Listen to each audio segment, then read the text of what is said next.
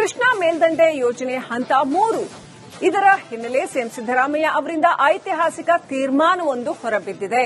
ನೀರಾವರಿ ಜಮೀನಿಗೆ 40 ಲಕ್ಷ ರೂಪಾಯಿ ಪ್ರತಿ ಎಕರೆಗೆ ಪರಿಹಾರ, ಒಣ ಭೂಮಿಗೆ 30 ಲಕ್ಷ ರೂಪಾಯಿ ಪ್ರತಿ ಎಕರೆಗೆ ಪರಿಹಾರ ಅಂತ ಕ್ಯಾಬಿನೆಟ್ ಸಭೆಯಲ್ಲಿ ಸಿಎಂ ಸಿದ್ದರಾಮಯ್ಯ ಮಹತ್ವದ ನಿರ್ಧಾರ ಕೈಗೊಂಡಿದ್ದಾರೆ.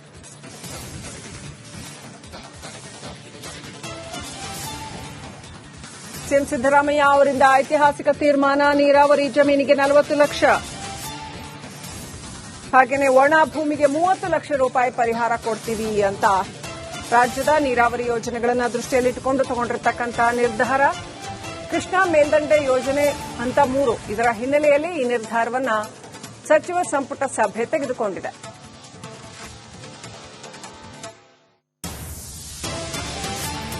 ನಾಲೆಗೆ ಬರುವ ಭೂಮಿಗೆ ಬೇರೆ ರೀತಿಯ ಪರಿಹಾರ, ನಾಲೆ ಬರುವ ಒಣ ಭೂಮಿಗೆ 25 ಲಕ್ಷ ರೂಪಾಯಿ ಪರಿಹಾರ, ಕರಿ ಭೂಮಿಗೆ 30 ಲಕ್ಷ ರೂಪಾಯಿ ಪರಿಹಾರ ಕೊಡ್ತಾ ಇದೆ ಸರ್ಕಾರ ಅಂತ ಹೇಳಲಾಗಿದೆ. 3 ವರ್ಷಗಳಲ್ಲಿ ಪರಿಹಾರ ವಿತರಣೆ ಮಾಡ್ತೀವಿ ಅಂತ ಸಿಎಂ ಹೇಳಿದ್ದಾರೆ.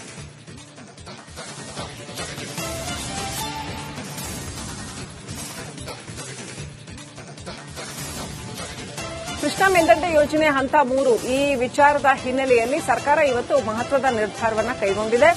ನಾಲೆ ಹೋಗುವಂತಹ ಜಾಗದ ಅಕ್ಕಪಕ್ಕದ ಭೂಮಿ ಮತ್ತು ನೀರಾವರಿ ಜಮೀನು ಏನು ನಾಲೆಗೆ ಕೊಟ್ಟಿರತಕ್ಕಂಥ ಜಮೀನು ಅವುಗಳಿಗೆ ದರವನ್ನು ನಿಗದಿ ಮಾಡಿದೆ. ಇನ್ನು ಸಪ್ರೇಟ್ ಪಟ್ಕೊಳ್ಳೋಣ. ನಮ್ಮ ಪ್ರತಿನಿಧಿ ಬಸವರಾಜ್ ಫೋನ್ ಕನೆಕ್ಟ್ ಆಗಿದ್ದಾರೆ. ಬಸವರಾಜ್, ನೀರಾವರಿ ಜಮೀನಿಗೆ ಪರಿಹಾರ ನೀಡುವ ಮಹತ್ವದ ನಿರ್ಧಾರವನ್ನು ಸರ್ಕಾರ ಕೈಗೊಂಡಿರ್ತಕ್ಕಂಥದ್ದು, ಇದರ ಪರಿಣಾಮಗಳು ಏನೇನು? ಇದರಿಂದ ಜನಕ್ಕೆ ಲಾಭ ಆಗತ್ತಾ ಇಲ್ವಾ, ಅಥವಾ ಇನ್ನಷ್ಟು ಪರಿಹಾರ ಬೇಕಿತ್ತಾ? ಈಗ ಪ್ರಸಕ್ತ ಏನು ಪರಿಸ್ಥಿತಿ ಇದೆ? ಸರ್ಕಾರ ಹೇಳಿದ ಪರಿಹಾರವನ್ನ ಜನರಿಗೆ ಕೊಡ್ತಾ ಇದೆಯಾ? ಒಟ್ಟು ಈ ತೀರ್ಮಾನದ ಹೂರಣ ಮತ್ತು ಇದರ ಸುತ್ತಮುತ್ತಲ ಡೀಟೇಲ್ಸ್ ಕೊಡೋದಾದ್ರೆ.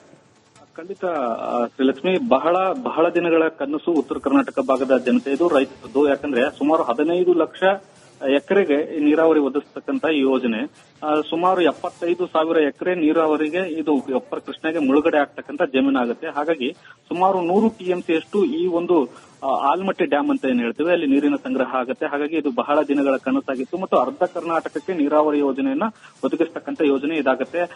ಕಳೆದ 30 ವರ್ಷಗಳಿಂದ ಇದು ಒಂದು ನೆನೆಗುದಿಗೆ ಬಿದ್ದಿತ್ತು. ಪರಿಹಾರ ಕೊಡುವ ವಿಚಾರವಾಗಲಿ ಮತ್ತು ಸರ್ಕಾರದ ನಡುವೆ ರೈತರ ನಡುವೆ ತಿಕ್ಕಾಟ ಬಹಳ ದಿನಗಳಿಂದಿತ್ತು. ಅದಕ್ಕೆ ಒಂದು ಪರಿಹಾರ ಕಂಡುಕೊಳ್ಳುವ ನಿಟ್ಟಿನಲ್ಲಿ ಇವತ್ತು ವಿಶೇಷ ಸಚಿವ ಸಂಪುಟ ಸಭೆಯನ್ನ ಸಿಎಂ ಸಿದ್ದರಾಮಯ್ಯ ಅವರ ನೇತೃತ್ವದಲ್ಲಿ ನಡೆಸಲಾಯಿತು. ಇಲ್ಲಿ ಬಹಳ ಪ್ರಮುಖವಾಗಿ ರೈತರಿಗೆ ಪರಿಹಾರವನ್ನ ಈಗಾಗಲೇ ನಿಗದಿ ಮಾಡಿರ್ತಕ್ಕಂಥದ್ದು. ನೀರಾವರಿ ಭೂಮಿಗೆ 40 ಲಕ್ಷ ರೂಪಾಯಿಯನ್ನ ಮುಳುಗಡೆ ಆಗ್ತಕ್ಕಂಥ ಭೂಮಿಗೆ ಪ್ರತಿ ಎಕರೆಗೆ ನೀಡಲಾಗ್ತಾ ಇರ್ತಕ್ಕಂಥದ್ದು. ಇನ್ನು ಒಣ ಭೂಮಿಗೆ 30 ಲಕ್ಷ ರೂಪಾಯಿಯನ್ನ ಪ್ರತಿ ಎಕರೆಗೆ ನೀಡಲಾಗ್ತಾ ಇರ್ತಕ್ಕಂಥದ್ದು.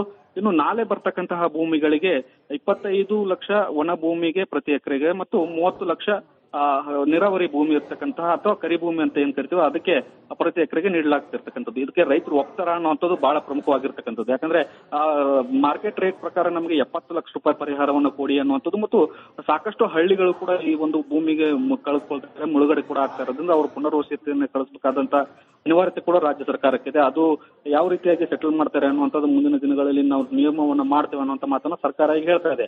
ಒಟ್ಟಾರೆಯಾಗಿ ಈ ಪರಿಹಾರವನ್ನ ಸರ್ಕಾರ ಈಗ ನಿಗದಿ ಮಾಡಿದ್ರು ಕೂಡ ರೈತರು ಯಾವ ರೀತಿಯಾಗಿ ಇದನ್ನು ಒಪ್ಕೊಳ್ತಾರೆ ಅನ್ನುವಂಥದ್ದು ಬಹಳ ಪ್ರಮುಖ ಆಗುತ್ತೆ. ಆದ್ರೂ ಕೂಡ ಒಟ್ಟಾರೆ ಐತಿಹಾಸಿಕವಾದಂತದ್ದು ನಿರ್ಧಾರ ಮತ್ತು ಇದಕ್ಕೆ ಬಹುತೇಕವಾಗಿ ರೈತರು ಒಪ್ಕೋಬಹುದು. ಈ ಯೋಜನೆಗೆ ಒಂದಷ್ಟು ಚಾಲನೆಗೆ ಒಂದಷ್ಟು ಅವಕಾಶ ಮಾಡಿಕೊಡಬಹುದು ಅನ್ನುವಂಥ ವಿಶ್ವಾಸದಲ್ಲಿ ರಾಜ್ಯ ಸರ್ಕಾರ ಇದೆ.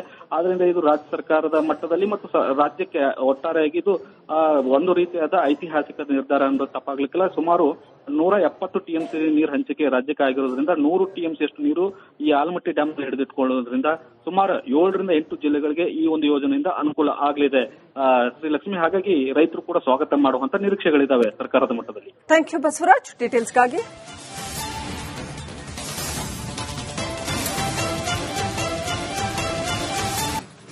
ಕೃಷ್ಣಾ ಮೇಲ್ದಂಡೆ ಯೋಜನೆ ಹಂತ 3 ಇದರ ಹಿನ್ನೆಲೆ ಸಿಎಂ ಸಿದ್ದರಾಮಯ್ಯ ಅವರಿಂದ ಐತಿಹಾಸಿಕ ತೀರ್ಮಾನವೊಂದು ಹೊರಬಿದ್ದಿದೆ.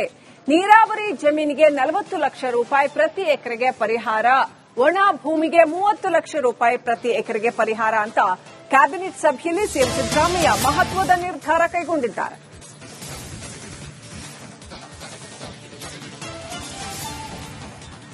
ಸಿಎಂ ಸಿದ್ದರಾಮಯ್ಯ ಅವರಿಂದ ಐತಿಹಾಸಿಕ ತೀರ್ಮಾನ, ನೀರಾವರಿ ಜಮೀನಿಗೆ 40 ಲಕ್ಷ,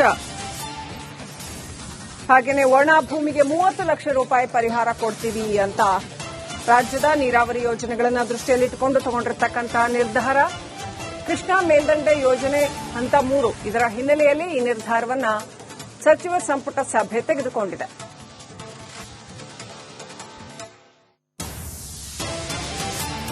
ನಾಲೆಗೆ ಬರುವ ಭೂಮಿಗೆ ಬೇರೆ ರೀತಿಯ ಪರಿಹಾರ. ನಾಲೆ ಬರುವ ಒಣ ಭೂಮಿಗೆ 25 ಲಕ್ಷ ರೂಪಾಯಿ ಪರಿಹಾರ, ಕರಿ ಭೂಮಿಗೆ 30 ಲಕ್ಷ ರೂಪಾಯಿ ಪರಿಹಾರ ಕೊಡ್ತಾ ಇದೆ ಸರ್ಕಾರ ಅಂತ ಹೇಳಲಾಗಿದೆ.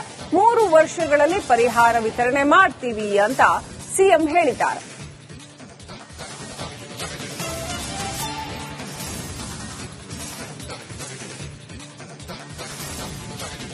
ಕೃಷ್ಣಾ ಮೇಲ್ದಂಡೆ ಯೋಜನೆ ಹಂತ 3 ಈ ವಿಚಾರದ ಹಿನ್ನೆಲೆಯಲ್ಲಿ ಸರ್ಕಾರ ಇವತ್ತು ಮಹತ್ವದ ನಿರ್ಧಾರವನ್ನು ಕೈಗೊಂಡಿದೆ. ನಾಲೆ ಹೋಗುವಂತಹ ಜಾಗದ ಅಕ್ಕಪಕ್ಕದ ಭೂಮಿ ಮತ್ತು ನೀರಾವರಿ ಜಮೀನು ಏನು ನಾಲೆಗೆ ಕೊಟ್ಟಿರತಕ್ಕಂಥ ಜಮೀನು ಅವುಗಳಿಗೆ ದರವನ್ನು ನಿಗದಿ ಮಾಡಿದೆ. ಇನ್ನು ಸಪರೇಟ್ ಪಡ್ಕೊಳ್ಳೋಣ. ನಮ್ಮ ಪ್ರತಿನಿಧಿ ಬಸವರಾಜ್ ಫೋನ್ ಕನೆಕ್ಟ್ ಆಗಿದ್ದಾರೆ. ಬಸವರಾಜ್, ನೀರಾವರಿ ಜಮೀನಿಗೆ ಪರಿಹಾರ ನೀಡುವ ಮಹತ್ವದ ನಿರ್ಧಾರವನ್ನು ಸರ್ಕಾರ ಕೈಗೊಂಡಿರ್ತಕ್ಕಂಥದ್ದು, ಇದರ ಪರಿಣಾಮಗಳು ಏನೇನು? ಇದರಿಂದ ಜನಕ್ಕೆ ಲಾಭ ಆಗುತ್ತಾ ಇಲ್ವಾ, ಅಥವಾ ಇನ್ನಷ್ಟು ಪರಿಹಾರ ಬೇಕಿತ್ತಾ? ಈಗ ಪ್ರಸಕ್ತ ಏನು ಪರಿಸ್ಥಿತಿ ಇದೆ? ಸರ್ಕಾರ ಹೇಳಿದ ಪರಿಹಾರವನ್ನ ಜನರಿಗೆ ಕೊಡ್ತಾ ಇದೆಯಾ? ಒಟ್ಟು ಈ ತೀರ್ಮಾನದ ಹೂರಣ ಮತ್ತು ಇದರ ಸುತ್ತಮುತ್ತಲ ಡೀಟೇಲ್ಸ್ ಕೊಡೋದಾದ್ರೆ. ಖಂಡಿತ ಶ್ರೀಲಕ್ಷ್ಮಿ, ಬಹಳ ದಿನಗಳ ಕನಸು ಉತ್ತರ ಕರ್ನಾಟಕ ಭಾಗದ ಜನತೆ ಇದು, ರೈತರದ್ದು. ಯಾಕಂದ್ರೆ ಸುಮಾರು 15 ಲಕ್ಷ ಎಕರೆಗೆ ನೀರಾವರಿ ಒದಗಿಸತಕ್ಕಂತ ಈ ಯೋಜನೆ ಸುಮಾರು 75,000 ಎಕರೆ ನೀರಾವರಿಗೆ ಇದು ಅಪ್ಪರ್ ಕೃಷ್ಣಾಗೆ ಮುಳುಗಡೆ ಆಗ್ತಕ್ಕಂಥ ಜಮೀನಾಗುತ್ತೆ. ಹಾಗಾಗಿ ಸುಮಾರು 100 ಟಿಎಂಸಿ ಅಷ್ಟು ಈ ಒಂದು ಆಲ್ಮಟ್ಟಿ ಡ್ಯಾಮ್ ಅಂತ ಏನ್ ಹೇಳ್ತೀವಿ ಅಲ್ಲಿ ನೀರಿನ ಸಂಗ್ರಹ ಆಗುತ್ತೆ. ಹಾಗಾಗಿ ಇದು ಬಹಳ ದಿನಗಳ ಕನಸಾಗಿತ್ತು ಮತ್ತು ಅರ್ಧ ಕರ್ನಾಟಕಕ್ಕೆ ನೀರಾವರಿ ಯೋಜನೆಯನ್ನ ಒದಗಿಸತಕ್ಕಂತ ಯೋಜನೆ ಇದಾಗುತ್ತೆ. ಕಳೆದ 30 ವರ್ಷಗಳಿಂದ ಇದು ಒಂದು ನೆನೆಗುದಿಗೆ ಬಿದ್ದಿತ್ತು. ಪರಿಹಾರ ಕೊಡುವ ವಿಚಾರವಾಗಲಿ ಮತ್ತು ಸರ್ಕಾರದ ನಡುವೆ ರೈತರ ನಡುವೆ ತಿಕ್ಕಾಟ ಬಹಳ ದಿನಗಳಿಂದಿತ್ತು. ಅದಕ್ಕೆ ಒಂದು ಪರಿಹಾರ ಕಂಡುಕೊಳ್ಳುವ ನಿಟ್ಟಿನಲ್ಲಿ ಇವತ್ತು ವಿಶೇಷ ಸಚಿವ ಸಂಪುಟ ಸಭೆಯನ್ನ ಸಿಎಂ ಸಿದ್ದರಾಮಯ್ಯ ಅವರ ನೇತೃತ್ವದಲ್ಲಿ ನಡೆಸಲಾಯಿತು. ಇಲ್ಲಿ ಬಹಳ ಪ್ರಮುಖವಾಗಿ ರೈತರಿಗೆ ಪರಿಹಾರವನ್ನ ಈಗಾಗಲೇ ನಿಗದಿ ಮಾಡಿರ್ತಕ್ಕಂಥದ್ದು. ನೀರಾವರಿ ಭೂಮಿಗೆ 40 ಲಕ್ಷ ರೂಪಾಯಿಯನ್ನ ಮುಳುಗಡೆ ಆಗ್ತಕ್ಕಂಥ ಭೂಮಿಗೆ ಪ್ರತಿ ಎಕರೆಗೆ ನೀಡಲಾಗ್ತಾ ಇರ್ತಕ್ಕಂಥದ್ದು. ಇನ್ನು ಒಣ ಭೂಮಿಗೆ 30 ಲಕ್ಷ ರೂಪಾಯಿಯನ್ನ ಪ್ರತಿ ಎಕರೆಗೆ ನೀಡಲಾಗ್ತಾ ಇರ್ತಕ್ಕಂಥದ್ದು. ಇನ್ನು ನಾಲೆ ಬರ್ತಕ್ಕಂತಹ ಭೂಮಿಗಳಿಗೆ 25 ಲಕ್ಷ ಒಣ ಭೂಮಿಗೆ ಪ್ರತಿ ಎಕರೆಗೆ ಮತ್ತು 30 ಲಕ್ಷ ನೀರಾವರಿ ಭೂಮಿ ಇರ್ತಕ್ಕಂತಹ ಅಥವಾ ಕರಿ ಭೂಮಿ ಅಂತ ಏನ್ ಕರಿತೀವೋ ಅದಕ್ಕೆ ಪ್ರತಿ ಎಕರೆಗೆ ನೀಡಲಾಗ್ತಿರ್ತಕ್ಕಂಥದ್ದು. ಇದಕ್ಕೆ ರೈತರು ಒಪ್ತಾರ ಅನ್ನುವಂಥದ್ದು ಬಹಳ ಪ್ರಮುಖವಾಗಿರ್ತಕ್ಕಂಥದ್ದು. ಯಾಕಂದ್ರೆ ಮಾರ್ಕೆಟ್ ರೇಟ್ ಪ್ರಕಾರ ನಮಗೆ 70 ಲಕ್ಷ ರೂಪಾಯಿ ಪರಿಹಾರವನ್ನು ಕೊಡಿ ಅನ್ನುವಂಥದ್ದು ಮತ್ತು ಸಾಕಷ್ಟು ಹಳ್ಳಿಗಳು ಕೂಡ ಈ ಒಂದು ಭೂಮಿಗೆ ಕಳಿಸ್ಕೊಳ್ತಾರೆ, ಮುಳುಗಡೆ ಕೂಡ ಆಗ್ತಾ ಇರೋದ್ರಿಂದ ಅವರು ಪುನರ್ವಸತಿಯನ್ನು ಕಳಿಸಬೇಕಾದಂತ ಅನಿವಾರ್ಯತೆ ಕೂಡ ರಾಜ್ಯ ಸರ್ಕಾರಕ್ಕಿದೆ. ಅದು ಯಾವ ರೀತಿಯಾಗಿ ಸೆಟಲ್ ಮಾಡ್ತಾರೆ ಅನ್ನುವಂಥದ್ದು ಮುಂದಿನ ದಿನಗಳಲ್ಲಿ ನಾವು ನಿಯಮವನ್ನ ಮಾಡ್ತೇವೆ ಅನ್ನುವಂಥ ಮಾತನ್ನ ಸರ್ಕಾರ ಈಗ ಹೇಳ್ತಾ ಇದೆ.